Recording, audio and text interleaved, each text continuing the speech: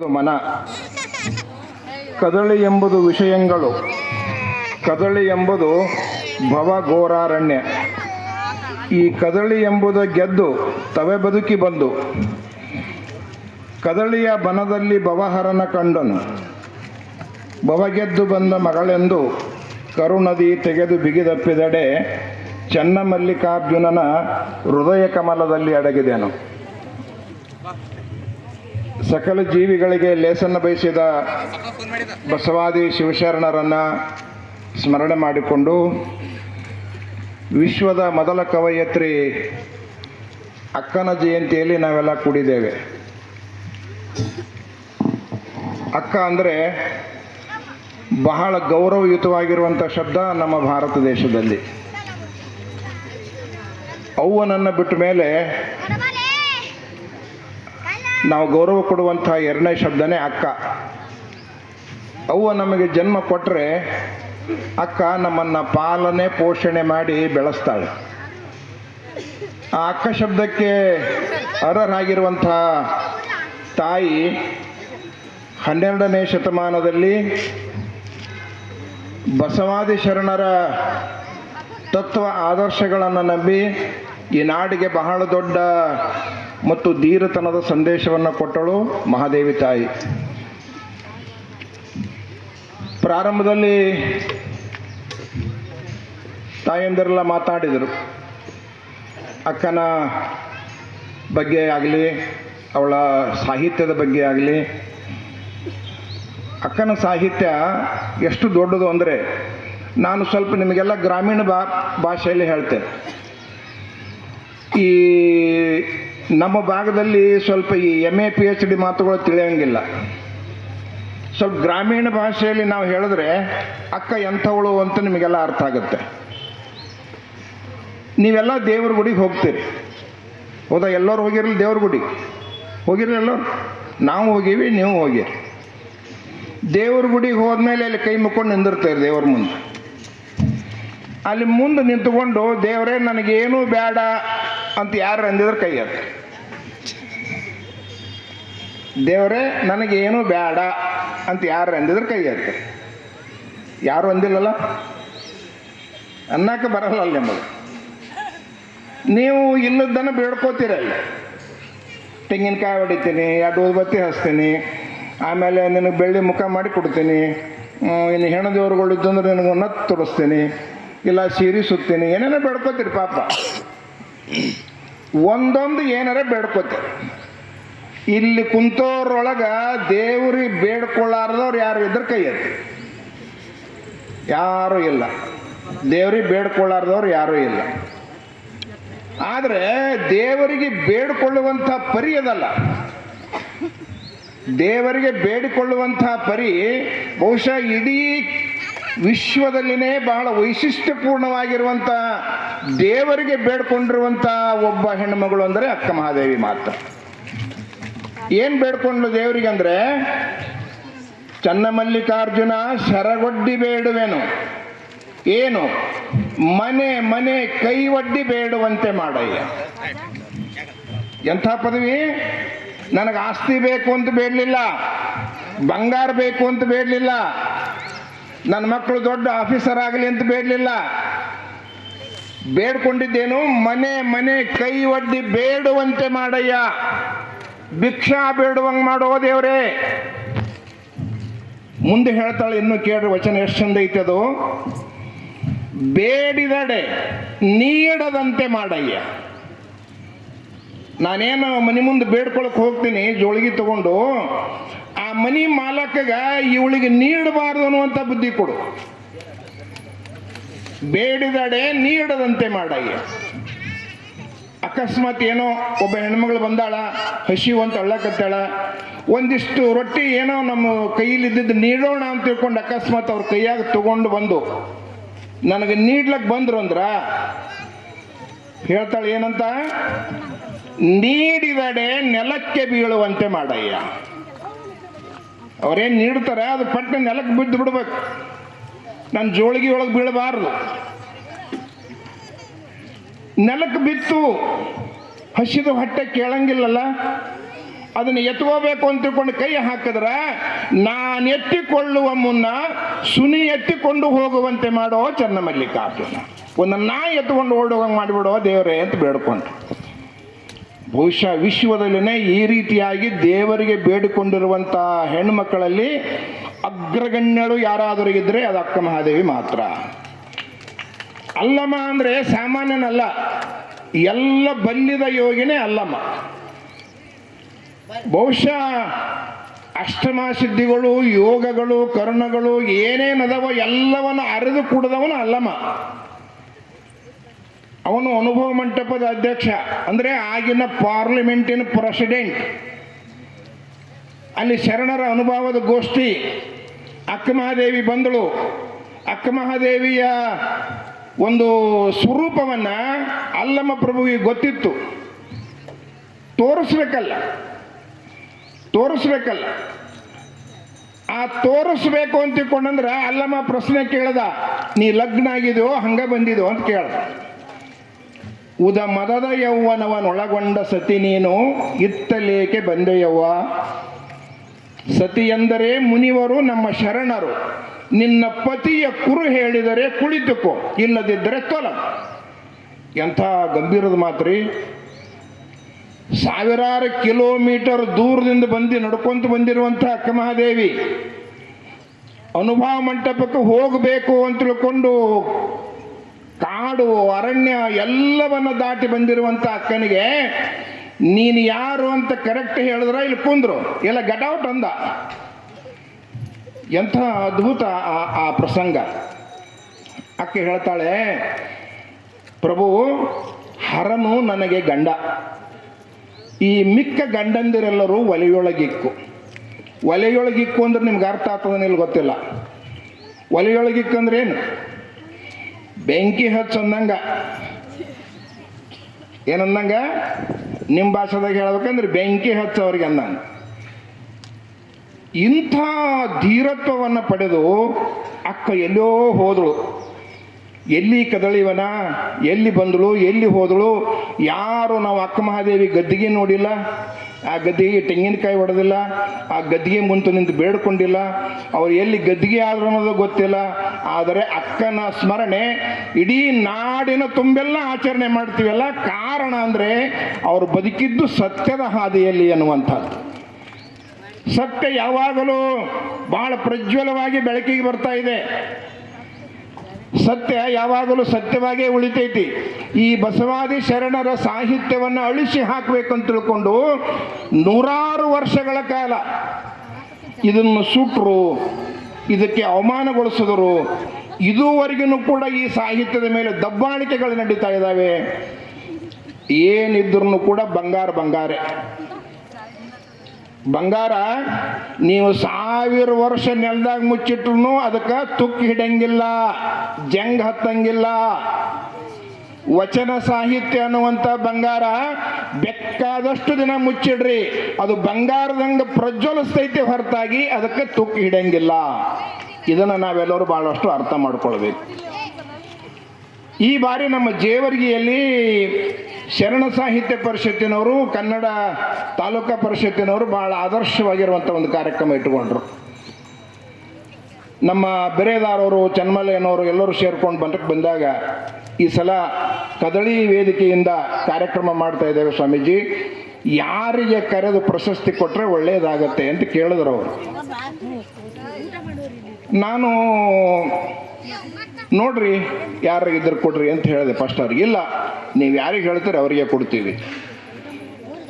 ನಾನೊಂದು ಮಾತನ್ನು ಹೇಳಿದೆ, ನೋಡ್ರಿ ರಾಜಕಾರಣ ಏನು ನಮ್ಮ ಲೀಲಾದೇವಿ ಆರ್ ಪ್ರಸಾದ್ ಅವ್ರು ಹೇಳಿದ್ರಲ್ಲ, ಸಾಮಾಜಿಕ ಸೇವೆಗೆ ಬದ್ಧತೆ ಬೇಕು. ಅಮ್ಮ ಒಂದು 5 ನಿಮಿಷ ಕೂಡ್ತೀರೇನು? ತಾಯಿಗಳ ನಾನೊಂದು ಮಾತು ಹೇಳಿದೆ, ಬಹುಶಃ ರಾಜಕೀಯದಲ್ಲಿದ್ದುಕೊಂಡು ತಮ್ಮ ಜೀವನವನ್ನು ಬಹಳ ಸ್ವಚ್ಛವಾಗಿಟ್ಟುಕೊಂಡು ಅದರ ಜೊತೆಗೆ ಈ ಅಕ್ಕ ಮಹಾದೇವಿ ಮಹಾಕ್ಷೇತ್ರವನ್ನು ಇಡೀ ಕನ್ನಡ ನಾಡಿನಲ್ಲಿ ಉಳಿಸಿರುವಂಥ ಒಬ್ಬ ತಾಯಿ ಅಂತಂದರೆ ನಮ್ಮ ಲೀಲಾದೇವಿ ಆರ್ ಪ್ರಸಾದ್ ಅವರು. ನಾನು ಅಲ್ಲಿ ಸುಮಾರು 3 ದಿನಗಳ ಕಾಲ ಮಹಿಳಾ ಸಮಾವೇಶವನ್ನು ಮಾಡಿದ್ದೆ. ಅವರು ಕೂಡ ಅದರಲ್ಲಿದ್ದರು. ನಮ್ಮ ಯಡಿಯೂರಪ್ಪನವರ ಹಿರಿಯ ಸೊಸಿ ಆ ಕಾರ್ಯಕ್ರಮದ ಉದ್ಘಾಟನೆಯನ್ನು ಮಾಡಿದರು. ಸುಮಾರು 3,000 to 4,000 ಜನ ಹೆಣ್ಣು ಮಕ್ಕಳನ್ನೇ ಸೇರಿಸಿ ಬಹಳ ವಿಶೇಷವಾಗಿರುವಂಥ ಕಾರ್ಯಕ್ರಮ. ಅಲ್ಲಿ ಪರಿಸರ ನೋಡಿದ್ರೆ ಅಲ್ಪಸಂಖ್ಯಾತರು ಲಿಂಗಾಯತರು ಆ ಭಾಗದಲ್ಲಿ ಅಲ್ಪಸಂಖ್ಯಾತರು. ಶಿಕಾರಿಪುರದಿಂದ ಸಿರ್ಯಾಳಕೊಪ್ಪಕ್ಕೆ ಹೋಗುವಂಥ ಮಧ್ಯದಲ್ಲಿ ಉಡುತಡಿ ಅನ್ನುವಂಥ ಊರು.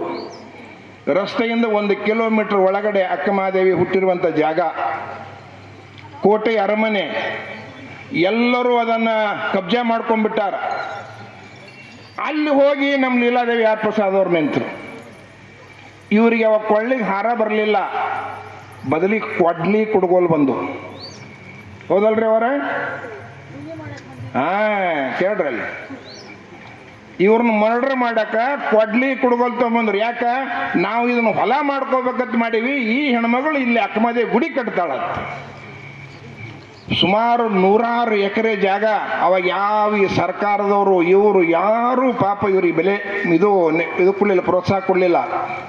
ಇನ್ನು ಲಿಂಗಾಯತರು ಸ್ವಾಮಿಗಳು ಇವ್ರ ಗೋಜಿಗೆ ಹೋಗಲಿಲ್ಲ. ಅಲ್ಲಿಂದೆಲ್ಲ ದೊಡ್ಡ ದೊಡ್ಡ ಸ್ವಾಮಿಗಳು ಅದಾರ. ಗೊತ್ತರಿ ಅಮ್ಮವ್ರು ನನಗೆ 16 20 ಅದಾವ್ರಿ. ಅವೆಲ್ಲ ನಡಮಠ, ಕುತ್ತಿಗೆ ಮಠ, ಟೊಂಕ್ ಮಠ ಅದಾವ್ರಿ. ಅವೆಲ್ಲರೂ ಯಾರು ಇವ್ರ ಸನಿಯಕ್ಕೆ ಬರಲಿಲ್ಲ. ಇನ್ನು ಮಕ್ಕಳು ಹೋಗ್ಬಿಟ್ರೆ ಸಿರಾಳಕೊಪ್ಪ, ಅಲ್ಲಿ ಸಿಗದೆ ಚಲೋ ಉಪ್ಪಿನಕಾಯಿ, ಅಲ್ಲಿ ಬಿಟ್ಟು ಮತ್ತೇನು ಸಿಗಂಗಿಲ್ಲ. ಇನ್ನು ಅಕ್ಕಮಹಾದೇವಿ ವಂಶಜರು ಕೂಡ ಅಲ್ಲಿದ್ದಾರೆ, ಸಿರಾಳಕೊಪ್ಪದಲ್ಲಿ ಅದಾರೆ, ಇದರಲ್ಲಿ ಶಿಕಾರಿಪುರದಲ್ಲಿ ಕೂಡ ಅದಾರೆ. ಅವ್ರು ಯಾರು ಇವರು ಸಪರಿ ಬರಲಿಲ್ಲ. ಪಾಪ ಈ ತಾಯಿ ಒಬ್ಬಳೇ ನಿಂತುಕೊಂಡು ಆ ಇಡೀ ಹೋರಾಟದ ಮಧ್ಯದಲ್ಲಿ ಏನು 100 ಎಕರೆ ಜಾಗ ಇತ್ತು, ಇವ್ರು ದಿನಾಲು ಕಬ್ಜಾ ಮಾಡಬೇಕು, ಅವ್ರು ಬಂದು ರಾತ್ರಿ ಇವ್ರಿಗೆ ಬೆದರಿಸಿ ಮತ್ತೆ ಅವ್ರು ಕಬ್ಜಾಕ್ಕೆ ತಗೋಬೇಕು. ಹಿಂಗೆ ಉಳಿಸಿ ಉಳಿಸಿ ಉಳಿಸಿ ಇವತ್ತು ಸುಮಾರು ಒಂದು 10 ಎಕರೆದಲ್ಲಿ ಅಕ್ಕಮಹಾದೇವಿ ಸ್ಮಾರಕವನ್ನು ಈ ತಾಯಿ ನಿರ್ಮಾಣ ಮಾಡಿದ.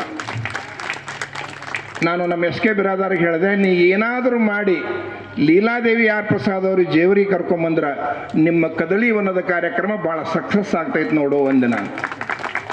ಅವ ಹಿಂಗೆ ಕುತ್ಕೊಂಡು ಅಪ್ಪವ್ರಿಗೆ ಭಾಳ ಚಲೋ ಹೇಳಿದ್ರಿ, 4 ಇವತ್ತು ಅಮ್ಮವ್ರು ಹೊಂಟಾರ, ನಾವು ಹೋಗೇ ಬಿಡ್ತೇನೆ ರೀ ಅಂದವ. 4 ಹೊಂಟಾರ, ನಾವು ಹೋಗೇ ಬಿಡ್ತೇನೆ ರೀ. ನಮ್ಮ ಕಲ್ಯಾಣರಾವ್ನು ಫೋನ್ ಹಚ್ಚಿದೆ, ಅವರು ಶ್ರೀಶೈಲಿಂದ ಹೊಂಟೀವ್ರಿ ಅಂದರು. ನೀವು ಪಟ್ನೆ ಹೋರಿ, ಒಟ್ಟು ಏನು ಮಾಡ್ತಿರೋ ಗೊತ್ತಿಲ್ಲ, ಲೀಲಾದೇವಿ ಆರ್ ಪ್ರಸಾದ್ ಅವ್ರಿಗೆ ಈ ಕಾರ್ಯಕ್ರಮ ಕರ್ಕೊಂಬರ್ರಿ. ಅವರು ಅಕ್ಕಮಹಾದೇವಿ ಜೀವನಕ್ಕಾಗಿಯೇ ಹೋರಾಟ ಮಾಡಿದವರು. ಅದರ ಜೊತೆಗೆ ಭ್ರಷ್ಟ ರಾಜಕಾರಣಿಗಳಲ್ಲ. ಅವ್ರು ಹೇಳಿದ್ರಲ್ಲ, 3 ಸಲ ಪಾರ್ಲಿಮೆಂಟ್ ಗೆದ್ದರು. ನಿಮಗೆಲ್ಲ ಎಲೆಕ್ಷನ್ ಬಂತು ಅಂದ್ರೆ ಹಬ್ಬ. 3 ಜಂಡ ಒಮ್ಮೆ ಇಟ್ಕೊಂಡ್ಬಿಟ್ಟಿರ್ತೀರಿ ಗಾಡ್ಯಾಗ, 3 ಜಂಡ ಒಮ್ಮೆ ಇಟ್ಕೊಂಡಿರ್ತೀರಿ. ಈಗ ಎದುರು ಯಾರು ಹೊಂಟಾರ್ರಿ? ಇವ ಹೊಂಟಾನ, ಆ ಜಂಡ ತೆಗಿತೀರಿ, ಇದು ಹಚ್ತಾರೆ. ಇವ ಹೋದ, ಅದು ಹೂವು ಬರಕತ್ತದ್ರಿ, ಹೂವು ಸೋಸ್ತಾರೆ. ಕೈ ಹೋಯ್ತು, ಹೂವು ಬಂತು, ಹೂವು ಹೋಯ್ತು, ತೆನಿ ಹೊತ್ತಾಗಿ ಬಂದರು, ಓಸು ಚುಚ್ಕೊಂಡು ತಿರುಗಾಡ್ತಾರೆ. ಆದರೆ ಈ ತಾಯಿ ಅಥಣಿಯಲ್ಲಿ ಆರಿಸಿ ಬಂದರು. ಅಥಣಿ ಅಂತಂದರೆ ಸಾಮಾನ್ಯ ಕ್ಷೇತ್ರ ಅಲ್ಲ, ಮುರುಗೇಂದ್ರ ಶಿವಗಳು ತಪಸ್ಸು ಮಾಡಿರುವಂಥ ಜಾಗ. ಅಂದ್ರೆ ರೊಕ್ಕ ಭಾಳ ಖರ್ಚು ಮಾಡ್ತಾರನ್ರಿ? ಏನು ಇಲ್ಲ, 1 ಪಾವು ಕಿಲೋ ಕೂಕಮ್. ಹೌದಲ್ರಿ? ನಾ ಹೇಳಕ್ಕಂತ ಸತ್ತಿಲ್ಲ, ನಾವು ಸುಳ್ಳಿದ್ರೆ ಹೇಳ್ರಿ. ಇಲ್ಲೇ 1 ಪಾವು ಕಿಲೋ ಕೂಕಮ್ಮ. ಯಾಕೆ ಕೂಕಮ್ ಕೊಡ್ತಿದ್ರು ಹೆಣ್ಮಕ್ಳಿಗೆ ಅಂದರೆ, ತಾಯಿಗಳೇ ನಿಮ್ಮ ಕೊರಳನ ತಾಳಿ ಗಟ್ಟಿರಬೇಕು ಅಂದ್ರೆ ನಿಮ್ಮ ಹೊಲಕ್ಕೆ ನೀರು ಬರಬೇಕು. ಆ ಭಾಗದಲ್ಲಿ ಭಾಳ ಅವಶ್ಯವಾಗಿರುವಂಥ ಕೃಷ್ಣಾ ನದಿಗೆ ಹಿಪ್ಪರಿಗೆಯಲ್ಲಿ ಬ್ಯಾರೇಜ್ ಕಟ್ಕೊಂಡಿರುವಂಥ ತಾಯಿ. ಇವತ್ತು 1000 ಎಕರೆ ಜಮೀನಲ್ಲಿ ನೀರಾವರಿ ಕಾಣ್ತಾವೆ. ನಾವು ಸುಮ್ಮ ಅಂದಾಜು ಹೇಳಕತ್ತಿದ್ದೆ ನಾನು, ಯಾಕಂದ್ರೆ ಅಲ್ಲೆಲ್ಲ ಅಡ್ಡಾಡಿ ಬಂದಿನ ಅವರೇ. ನಾನು ನಿಮ್ಮ ಬಗ್ಗೆ, ನಿಮ್ಮ ಶಿಷ್ಯರು ಒಟ್ಟು ಮಂದಿ ನನ್ನ ಪರಿಚಯ, ನಮ್ಮ ಅಪ್ಪುಗೌಡ ಅವರೆಲ್ಲ. ಹೀಗಾಗಿ ಅವರನ್ನು ನೀವು ಕರೆಸಿ ಅಕ್ಕ ಪ್ರಶಸ್ತಿ ಕೊಡ್ರಿ. 1. ಇನ್ನು 2ನೇದು ಇಬ್ಬರಿಗೆ ಕೊಡಬೇಕು ಅಂತ ಆಲೋಚನೆ ಮಾಡಿದ್ರೆ, ಬಹುಶಃ ಇವತ್ತು ನಮ್ಮ ಇಡೀ ಹೈದರಾಬಾದ್ ಕರ್ನಾಟಕದಲ್ಲಿ, ಅಂದರೆ ಈ ಕಲ್ಯಾಣ ಕರ್ನಾಟಕದಲ್ಲಿ ಶರಣ ಸಾಹಿತ್ಯದ ಬಗ್ಗೆ ಅತ್ಯಂತ ಹೆಚ್ಚು ಓದಿದವರು ಅಂದರೆ ನಮ್ಮ ಡಾಕ್ಟರ್ ಶರಣಪ್ರಕಾಶ್ ಪಾಟೀಲ್ ಅವರು. ಆ ಮನುಷ್ಯನಷ್ಟು ಬಹುಶಃ ನಾವ್ಯಾರೂ ಓದಿಲ್ಲ. ಸ್ವಾಮಿಗಳಾದ ನಾವು ಕೂಡ ಓದಿಲ್ಲ. ಶರಣ ಸಾಹಿತ್ಯವನ್ನು ಬಹುಶಃ ಶರಣಪ್ರಕಾಶ್ ಮಾತಾಡ್ಲಿಕ್ಕೆ ನಿಂತರೆ ಯಾರಿಗೆ ಮಾತಾಡ್ಲಿಕ್ಕಾಗಲ್ಲ. ಇನ್ನು ಸುಮ್ಮ ರಾಜಕೀಯ ಬಿಡ್ಲಕ್ಕೆ ಬರಂಗಿಲ್ಲ ಅಂತ ತಿಳ್ಕೊಂಡು ಹೇಳಿ ತನಗೆ ಬೇಡಾಗಿರುವಂಥ ಕೆಲವೊಂದು ಕಾರ್ಯಕ್ರಮಕ್ಕೆ ಅನಿವಾರ್ಯಕ್ಕೆ ಹೋಗ್ತಾರೆ ಅವರು. ಶರಣ ಸಾಹಿತ್ಯವನ್ನು ತನ್ನ ಜೀವನದಲ್ಲಿ ರೂಢಿಸಿಕೊಂಡಿರುವಂಥ ಏಕೈಕ ಮನುಷ್ಯ ಅಂದರೆ ಇಡೀ ನಮ್ಮ ಕಲ್ಯಾಣ ಕರ್ನಾಟಕದಲ್ಲಿ ಶರಣ ಪ್ರಕಾಶ್ ಪಾಟೀಲ್ ಒಬ್ಬ. ಶರಣ ಪ್ರಕಾಶ್ ಪಾಟೀಲ್ರಿಗೆ ಅಕ್ಕ ಪ್ರಶಸ್ತಿ ಕೊಡೋಕ್ಕಂತೂ ಆಗಲ್ಲ. ಇನ್ನು ಅವರ ಶ್ರೀಮತಿಯವರು ಭಾಗ್ಯಶ್ರೀ ಮೇಡಮ್ ಅವರು, ಅವ್ರ ಬಗ್ಗೆ ನಾನು ಭಾಳ ಕೇಳಿನಪ್ಪ. ಅವರ ಆಸ್ಪತ್ರೆಗೆ ಹೆಸರೇ ಕದಳಿ ಅಂತ ಹೆಸರಿಟ್ಟಾರ. ಕದಳಿ ಶ್ರೀ ಅಂತ ಹೆಸರಿಟ್ಟಾರ. ಎಲ್ಲರೂ ಅವನ ಆಶೀರ್ವಾದ, ಅಪ್ಪನ ಆಶೀರ್ವಾದ, MD ಆಶೀರ್ವಾದ ಅಂತ ಇಟ್ಟಿರ್ತಾರ. ಆದರೆ ಅಕ್ಕನ ಕನಸು ಏನಿತ್ತಲ್ಲ, ಅಕ್ಕನ ಜೀವನ ಕೊನೆಗೊಂಡಿರುವಂಥದ್ದು ಎಲ್ಲಿ? ಕದಳಿಯಲ್ಲಿ. ಬಹುಶಃ ಆ ತಾಯಿ ಶರಣ ಸಾಹಿತ್ಯವನ್ನು ಬಹಳ ಓದ್ಯಾರ. ಅವರನ್ನು ನೀವು ಕರೆಸಿ ನೀವು ಸನ್ಮಾನ ಮಾಡಿರಿ, ಆ ಪ್ರಶಸ್ತಿ ಕೊಡ್ರಿ. ಇವತ್ತು ಇಡೀ ಕರ್ನಾಟಕದಲ್ಲಿ ಯಾರಾದರೂ ಅಕ್ಕ ಪ್ರಶಸ್ತಿ ಕೊಡ್ತಾರಂತಂದರೆ ನಮ್ಮ ಜೇವರ್ಗಿಯಲ್ಲಿ ಏನು ಈ ಇಬ್ಬರು ಅಕ್ಕದವರಿಗೆ ಪ್ರಶಸ್ತಿ ಕೊಟ್ಟಿವಿ, ಇದಕ್ಕಿಂತ ಹಿಂದೆ ಅಷ್ಟು ಯಾರೇ ಕೊಟ್ಟಾರಂದ್ರೂ ಸುಳ್ಳ. ಇವತ್ತು ನಾವು ಈ ಇಬ್ಬರು ಅಕ್ಕದವರಿಗೆ ಪ್ರಶಸ್ತಿ ಕೊಟ್ಟಿವಿ. ಯಾಕಂತಂದರೆ ಒಬ್ಬರು ಅಕ್ಕ ಮಹಾದೇವಿ ಜೀವನದ ಹೋರಾಟವನ್ನು ಉಳಿಸುವುದಕ್ಕಾಗಿ ಹೋರಾಟ ಮಾಡಿದವರು. ಅವ್ರು ಹೇಳಿದ್ರು, ನಾ ಮಂತ್ರಿ ಇದ್ದಾಗ ಆ ಕೆಲಸ ಮಾಡಿ, ನಾ ಮಂತ್ರಿ ಇದ್ದಾಗ ಈ ಕೆಲಸ ಮಾಡಿ, ನಮ್ಮವ್ರ ನಿಮ್ಮ ಮಂತ್ರಿ ಇದ್ದಾಗ ಭಾಳ ಕೆಲಸ ಮಾಡಿರಿ, ಮುಂದಿನ ಗೌರ್ಮೆಂಟ್ ಬಂದಾಗ ಅವನ್ನೆಲ್ಲ ಕಿತ್ತು ತೆಗೆದುಬಿಟ್ಟಾರ. ಆದರೆ ನೀವು ಅಕ್ಕ ಮಹಾದೇವಿ ಬಗ್ಗೆ ಏನು ಕೆಲಸ ಮಾಡಿರಲ್ಲ, ಅದು ಯಾರ ಕೈಯಿಂದ ಕಿತ್ತು ಹಾಕೋಕ್ಕಾಗಲ್ಲ. ಅವ್ರು ಹೇಳ್ದಂಗೆ ನೀವು ಟೂರ್ ಹಾಕೋರಿ, ಒಂದು ಸಲ ಹೋಗ್ರಿ. ಅಲ್ಲಿ ಹೋಗೋದ್ರೊಳಗಾಗಿನೇ ಭಾಳ ಎತ್ತರವಾಗಿರುವಂಥ ಕಂಚಿನ ಅಕ್ಕನ ಪ್ರತಿಮೆ ನಿಮ್ಮನ್ನು ಸ್ವಾಗತ ಮಾಡ್ತೈತಿ. ಒಂದು ಬೆಟ್ಟದ ಮೇಲೆ ಅಕ್ಕನ ಭಾಳ ದೊಡ್ಡ ಪ್ರತಿಮೆಯನ್ನು ಕೂಡಿಸಿ ಅಲ್ಲಿ ದಾಸೋಹದ ವ್ಯವಸ್ಥೆಯನ್ನು ಮಾಡಿ, ಅಕ್ಕ ಮಹಾದೇವಿ ಯೂನಿವರ್ಸಿಟಿಯಿಂದ ಅಲ್ಲಿ ಮಹಿಳೆಯರಿಗಾಗಿ BCom ಕೋರ್ಸ್ಗಳನ್ನು ಕೂಡ ನಡೆಸ್ತಾ ಇದ್ದಾರೆ ನಮ್ಮ ಲೀಲಾ ತಾಯಿ ಆರ್ ಪ್ರಸಾದ್ ಅವರು. ಅಲ್ಲಿ ಉಳಿದುಕೊಳ್ಳುವುದಕ್ಕೆ ವ್ಯವಸ್ಥೆ ಇದೆ, ದಾಸೋಹದ ವ್ಯವಸ್ಥೆ ಇದೆ. ಬಹುಶಃ ಒಬ್ಬ ಸಾಮಾಜಿಕ ಕಾರ್ಯಕರ್ತ ತಮ್ಮ ಶರಣರ ಜೀವನದ ಬದುಕಿಗಾಗಿ ಬಹಳ ದೊಡ್ಡ ಸಾರ್ಥಕತೆಗೆ ಬದುಕನ್ನು ಬದುಕಿದ್ದಾರೆ ಅಂತಿಕೊಂಡಂದರೆ ಅದು ಅಗ್ರಗಣ್ಯರಲ್ಲಿ ನಿಲ್ಲುವಂಥ ವ್ಯಕ್ತಿ ನಮ್ಮ ಲೀಲಾದೇವಿ ಆರ್ ಪ್ರಸಾದ್ ಅವರು. ಇವತ್ತು ಜೇವರ್ಗಿಗೆ ಅವರು ಬಂದು, ನಾನು ಬಿರೆದಾರರಿಗೆ ಆಗಾಗ ಫೋನ್ ಮಾಡಿ ಕೇಳ್ತಿದ್ದೆ, ಒಪ್ಕೊಂಡಿದ್ದಾರಾ? ಲೀಲಾದೇವಿ ಪ್ರಸಾದ್ ಅವರು ಒಪ್ಕೊಂಡಿದ್ದಾರಾ? ಒಪ್ಕೊಂಡಾರ, ಬರ್ತಾರ. ಅವರು ಟ್ರೈನ್ ಆಲ್ರೆಡಿ ನಾನೇ ರಿಸರ್ವೇಷನ್ ಮಾಡಿ ಅವರಿಗೆಲ್ಲ ಬುಕ್ ಮಾಡಿ ಕಾರ್ಯಕ್ರಮಕ್ಕೆ ಬರ್ತಾರ ಅಂದಮೇಲೆ ಭಾಳ ಸಂತೋಷ ಆಯಿತು. ನಿಜವಾಗಲೂ ಅವ್ರು ಬಂದು ನಿಂತು ಹೇಳಿದ್ರು, ಎಷ್ಟು ವಯಸ್ಸು ಅವರಿಗೆ? ಸೆಂಚುರಿ ಹೊಡೆಯೋದಕ್ಕೆ 6 ವರ್ಷ ಕಡಿಮೆ. ಸೆಂಚುರಿ ಹೊಡೆಯೋದಕ್ಕೆ 6 ವರ್ಷ ಕಡಿಮೆ. ಅವ್ವ, ನೀನು ಸೆಂಚುರಿ ಮೊದಲನೇ ಹಬ್ಬ ನಾವು ಜೋರಿಗೆ ಮಾಡಿಬಿಡ್ತೀವಿ. ಬೆಂಗಳೂರ ಮಾಡೋದಕ್ಕಿಂತ ಮೊದಲು ಫಸ್ಟ್ ಜೇವರಿಗೆ ಕರ್ಕೊಂಬರ್ತೀವಿ. ಒಂದು ಕೈ ನೋಡಿಬಿಡಮ್ ಇನ್ನೊಮ್ಮೆ MLA ಮತ್ತೇನದ ಬೇಕಿಂಥವ್ರು ಬೇಕು ನೋಡ್ರಿ. ಬೆಂಗಳೂರಿಂದ ಒಂದು ಕಾರ್ಯಕ್ರಮ ಅಂದ್ರೆ ಬಂದಾಳ ತಾಯಿ. ಒಂದು ಪುತ್ಥಳಿ ಮಾಡೋಣ, ಅಕ್ಕ ಮಹಾದೇವಿ ಪುತ್ಥಳಿ ಮಾಡೋಣ. ಹೌದಾ? ನಾನು ಯಾಕೆ ಹೇಳ್ತೀನಿ ಅಂದರೆ, ರಾಜಕಾರಣಿಗಳಿಗೆ ಈ ಹಂಬಲ ಇರಬೇಕು. ಇಲ್ಲಿ ಫೋಟೋ ಎಲ್ಲ ದೊಡ್ಡದು ಹಾಕಿರಿ, ತೊಗೊಂಡು ಮಾಡ್ತೀರಿ ನಾವು. ಫೋಟೋ ಎಲ್ಲ ಕಡ್ಡಪಟ್ಟಿ ದೊಡ್ಡದು ಹಾಕಿರಿ. ಇಂಥ ಕಾರ್ಯಕ್ರಮದಾಗ ಭಾಗವಹಿಸುವ ಭಾಗ್ಯ ಇರಬೇಕಲ್ಲ. ಹೌದಾ? ಇದು ಮಹಾಪುಣ್ಯ ಅಂತ ಕರೀತಾರೆ. ಇಂಥ ಕಾರ್ಯಕ್ರಮಗಳಲ್ಲಿ ಭಾಗವಹಿಸುವಂಥ ಸದ್ಬುದ್ಧಿ ಬಸವಾದಿ ಶರಣರವ್ರಿಗೆ ಕರುಣಿಸಲಿ ಅಂತ ಪ್ರಾರ್ಥನೆ ಮಾಡ್ಕೊಳ್ಳೋಣ ಅಷ್ಟೇ. ಯಾಕಂದ್ರೆ ರಾಜಕಾರಣ ಈ ಸದ್ದ ನಾವು ಏನಾಗಿವಿ ಅಂತಂದ್ರೆ, ಸತ್ಯ ಹೇಳೋರ ಮೇಲೆ ಕೇಸ್ ಹಾಕ್ತಾರೆ, ಸುಳ್ಳು ಹೇಳೋರಿಗೆ ಸನ್ಮಾನ ಮಾಡ್ತಾರೆ. ಯಾಕ್ರಿ ಅವರು ಸತ್ಯ ಹೇಳ್ರಿ ಕೇಸ್ ಹಾಕ್ತಾರೆ. ಪ್ರಚೋದನಕಾರಿ ಭಾಷಣ ಮಾಡಿದ ಸ್ವಾಮಿಗೆ ಜೈಲಿಗೆ ಕಳಿಸಲಾಯಿತು. ಕಂಡಪಟ್ಟಿ ಸುಳ್ಳು ಹೇಳಿಬಿಡ್ರಿ, ದೊಡ್ಡದು ರೇಷ್ಮೆ ಶಾಲ್ ಹೊಚ್ಚಿ ನಡೆದಾಡುವ ದೇವರು ಅಂದ್ರೆ ಇವನೇ ಅಂದ್ಬಿಡ್ತಾರೆ. ಇಂತಹ ಪರಿಸ್ಥಿತಿಯಲ್ಲಿ ನಾವು ಬಹಳಷ್ಟು ಜಾಗರೂಕತೆಯಿಂದ ಕಾಲಿಡಬೇಕಾಗಿದೆ ಬಂಧುಗಳೇ. ಇವತ್ತು ಬಹಳ ಸಾರ್ಥಕವಾಗಿರುವಂಥ ಅಕ್ಕನ ಜಯಂತಿಯ ಕಾರ್ಯಕ್ರಮದಲ್ಲಿ ನಾವೆಲ್ಲ ಭಾಗವಹಿಸೀವಿ. ಇನ್ನೂ ಬಹಳಷ್ಟು ಜನರಿಗೆ ಪ್ರಶಸ್ತಿ ಕೊಡಬೇಕಾಗಿದೆ. ಒಂದು ಮುದ್ದು ಮಗು ಅಕ್ಕ ಮಹಾದೇವಿ ರೂಪಕ ಮಾಡ್ತಾ ಇದ್ದಾಳೆ. ಅಕ್ಕ ಮಹಾದೇವಿ ರೂಪಕ ನಿಮಗೆಲ್ಲರಿಗೂ ಏನು ಪ್ರಶಸ್ತಿಗಳು ಕೊಡ್ತಾ ಇದ್ದಾರೆ, ಆ ಪ್ರಶಸ್ತಿ ಅದು ಆಗುವವರೆಗೂ ದಯವಿಟ್ಟು ಯಾರು ಎದ್ದು ಹೋಗಬೇಡ್ರಿ. ಆ ರೂಪಕ ಭಾಳ ಚೆನ್ನಾಗ್ಯದ. ಆ ರೂಪಕ ನೋಡೋ ಸಲುವಾಗಿ ನಾನು ಕುಂತೇನೆ, ಆಯಿತಾ? ಎಲ್ಲರಿಗೂ ಕೂಡ ವಿವಿಧ ಕ್ಷೇತ್ರಗಳಲ್ಲಿ ಸೇವೆ ಮಾಡುವಂಥ ಭಾಳಷ್ಟು ಜನ ಹೆಣ್ಣು ಮಕ್ಕಳನ್ನು ಆರಿಸಿ ನಮ್ಮ ಬೆರೆದಾರವರು ಪ್ರಶಸ್ತಿಯನ್ನು ಕೊಟ್ಟಿದ್ದಾರೆ. ಈ ಬಾರಿ ನಮ್ಮ ನೆಲೋಗಿಯ ನೀಲಮ್ಮ ಅವರಿಗೆ ಆ ತಾಯಿ ಬಸವಾದಿ ಶರಣರ ಬಗ್ಗೆ ವಚನಗಳನ್ನು ಬರೆದಾರೆ, ಪದಗಳನ್ನು ಹಾಡ್ತಾರೆ. ಎಷ್ಟು ವಚನ ಬರೆದಿರಿ? ಹಾಂ, 1,000, 2,000? 12ನೇ ಶತಮಾನದಾಗ ಹುಟ್ಟಿದ್ದೆ ಅವನು ಯಾರಿಕೊಂಡು. ಹಾಂ, ವಚನಗಳನ್ನು ಬರೆದಿದ್ದಾರೆ. ಬೇರೆ ಬೇರೆ ದಾಟಿಯಲ್ಲಿ ಬಸವಾದಿ ಶರಣರ ವಚನಗಳನ್ನು ಕೂಡಿಸಿ ಹಾಡ್ತಾ ಇದ್ದಾಳೆ ತಾಯಿ. ಆ ಪುಸ್ತಕಗಳು ಕೂಡ ತಂದಿದ್ದಾರೆ. ತಗೋರಿ, ಆ ಪುಸ್ತಕಗಳನ್ನು ತಗೊಂಡು ಮಕ್ಕಳ ಕೈಯಾಗ ಮೊಬೈಲ್ ಕೊಡಬೇಡ್ರಿ. ಮಕ್ಕಳ ಕೈಯಾಗ ಮೊಬೈಲ್ ನಿಮಗೇನು ಬಂದ್ಬಿಟ್ರೆ ಹೆಣ್ಮಕ್ಳಿಗೆ ಚಟ ಅಂದ್ರೆ ಚುಕ್ಕೋಳು ಅಳ್ಳಕತ್ತು ಅಂದ್ರೆ ಅವಕ್ಕೆ ಮೊಬೈಲ್ ಆನ್ ಮಾಡಿ ಅವ್ರ ಕೈಯಾಗ ಕೊಟ್ಬಿಡೋದು. ಅವು ನಿಮಗಿನ ಎಕ್ಸ್ಪರ್ಟ್ ಆಗ್ಯಾವು. ಯಾವುದು ಯೂಟ್ಯೂಬ, ಯಾವುದು ಫೇಸ್ಬುಕ್ಕ, ಯಾವುದು ವಾಟ್ಸಪ್ಪ ಎಲ್ಲ ಗೊತ್ತು ಮಾಡ್ಕೊಂಡವು. ಅವ್ರ ಅಪ್ಪಗೆ ಅಲ್ಲೇ ಕುಂತು ವಿಡಿಯೋ ಕಾಲ್ ಮಾಡ್ತಾನೆ ಮಗ ಅವ. ಈಗ ಮಕ್ಕಳ ಕೈಯಾಗ ಮೊಬೈಲ್ ಕೊಡಬೇಡ್ರಿ.